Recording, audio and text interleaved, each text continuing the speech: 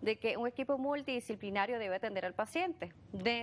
Puede ser el pediatra, dependiendo si es un paciente infantil, el internista también se puede estar viendo involucrado, el gastroenterólogo, el alergólogo y por supuesto el otorrinolaringólogo.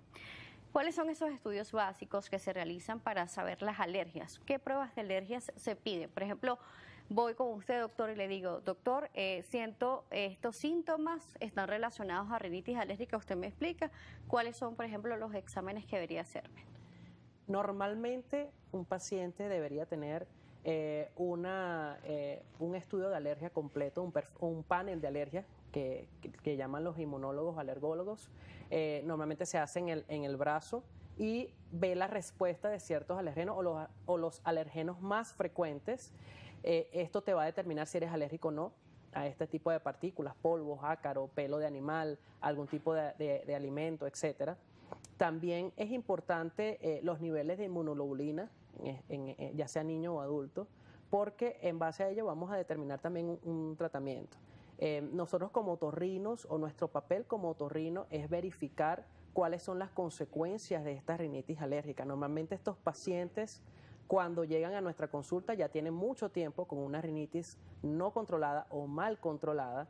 Entonces la consecuencia más frecuente es el crecimiento exagerado de los cornetes nasales.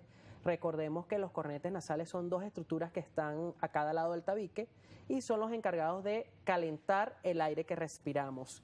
Entonces, si es un paciente que tiene una rinitis mal controlada, normalmente estos cornetes van a estar muy grandes y esto va a producir mayor obstrucción de la nariz, mayor congestión nasal. Con respecto a los cornetes, normalmente las preguntas que nos realizan con respecto a este tema es si los cornetes se operan y al operarse esto mejora. Pero ¿qué pasa si se interviene un cornete para mejorar su estructura debido al recrecimiento que se ha presentado y no se sigue controlando la rinitis? Es muy importante porque cuando un paciente se decide que debe ser llevado a cirugía, ya sea niño o adulto, lo primordial es determinar si hay rinitis alérgica presente. Si hay rinitis alérgica debe ser visto por el alergólogo y tener al menos un perfil o un panel de alergia presentes para poder hacer un plan de trabajo. Yo siempre les explico a los padres, en el caso de los niños, y a los adultos también cuando van a mi consulta, de que los cornetes nasales son estructuras, es hueso rodeado de mucosa. Esta mucosa es lo que crece con la rinitis alérgica y lo que produce mayor cantidad de obstrucción.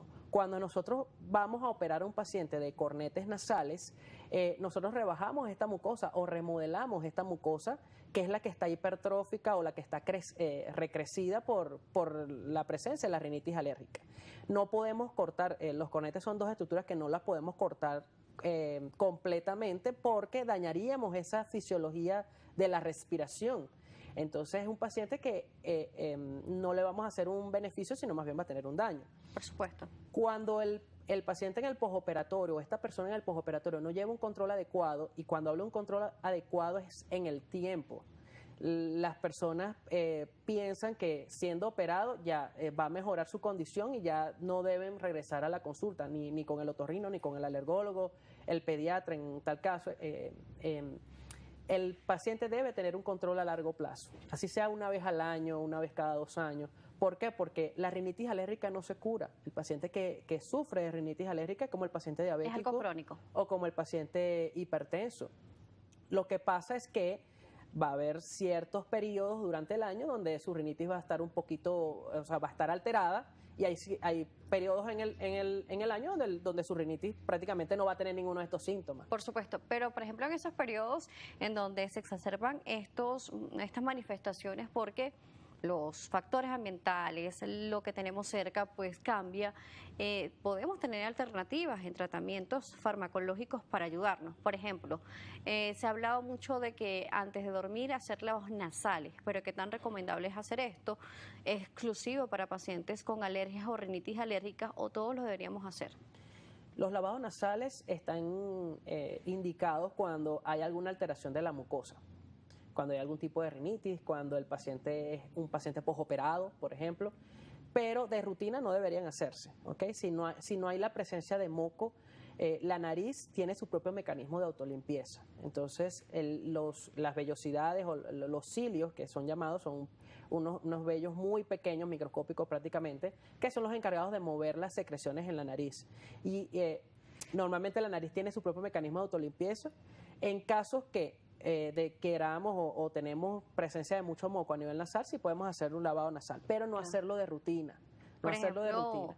con respecto a las mucosidades, con respecto a los mocos, lo vemos incluso en los niños que le dicen sopla fuerte y le ponen un papelito o papel, al niño sopla. Eso no hace que también esta estructura se inflamen un poco más, estas mucosas se inflamen. Debemos sacudirnos soplando la nariz. ¿Esto es lo adecuado? No es adecuado soplarse la nariz. De hecho, cuando tenemos mucho moco, en este caso sí está indicado un lavado nasal, pero Ahí no sí. está indicado soplarse la nariz, porque ahí entramos a otra estructura, que es la que comunica el oído con la nariz, que es la trompa de Eustaquio. Cuando soplamos muy fuerte podemos causar inflamación de esta estructura y por ende podemos causar también inflamación en los oídos. Por eso hay muchas personas que sufren de rinitis, que sufren de rinosinusitis, que sufren de inflamación a nivel de la nariz, que también sienten sensación de oído tapado y nos pasa con frecuencia cuando tenemos algún tipo de gripe y sentimos los oídos como llenos. Es por eso, es por la trompa de Eustaquio, que es la que comunica el oído con la nariz. Muy bien. ¿Qué recomendaciones nos puede dejar el día de hoy con respecto a la rinitis? O claves esenciales. Importante, si es una rinitis, lo primero es diferenciar si es alérgica, si no es alérgica. Si es alérgica, entonces el equipo multidisciplinario es primordial. Tener un perfil, un panel de alergia hecho en este caso por el alergólogo y de nuestro caso o nuestro papel fundamental es determinar cuáles son las consecuencias de esta rinitis alérgica.